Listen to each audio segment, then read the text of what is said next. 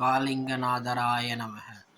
Friends, 7ஆம் பாவத்தில் லக்னத்தில் அந்த 7ஆம் பாவத்தில் துஷ்ட கிரகங்கள், அந்த லக்னத்துக்கு துஷ்ட கிரகங்கள் உட்கார்ந்துருக்கு கலத்திர ஸ்தானத்தில்னா இது மிகப்பெரிய கஷ்டபூர்ணமான ஒரு யோகம். இந்த மாதிரி யோகம் பையனுக்கோ இல்லை பொண்ணுக்கோ பிளேஸ்மெண்ட் ஆகிருக்குன்னா அந்த லக்னத்துக்கு கெட்ட கிரகங்கள், துஷ்ட கிரகங்கள் அப்படின்னு சொல்லலாம். அந்த லக்னத்துக்குன்ட்டு அப்படி எதுவுமே துஷ்ட கிரகம் இல்லை, பட் அந்த லக்னத்துக்கு அப்படி சொல்லப்பட்டு இருக்கு.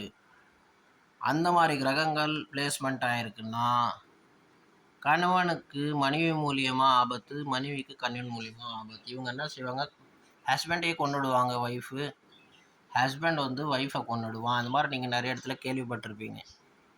இந்த மாதிரி பொண்டாட்டியை வந்து புருஷனை கொண்டுட்டா, புருஷன் வந்து ஒய்ஃபை கொண்டுட்டான். இது வந்து ரொம்ப மிகப்பெரிய ஒரு தவறான யோகம். நான் கிரகத்துங்களை ஏன் சொல்லலைன்னா, அது சிலதெல்லாம் அனலைஸ் பண்ணி சொல்லக்கூடிய விஷயம். பட் அந்த லக்னத்துக்கு இது ஃபேவரபுளாக இல்லாமல் இருந்தால் ரொம்ப துஷ்டமாக செயல்படும். அண்ட் ஆளோட பார்ட்னரே வந்து அவனோட ஒய்ஃபை இல்லை ஹஸ்பண்ட் எதுனா ஒன்று தவறான ஒரு ஸ்டெப் எடுத்துருவாங்க.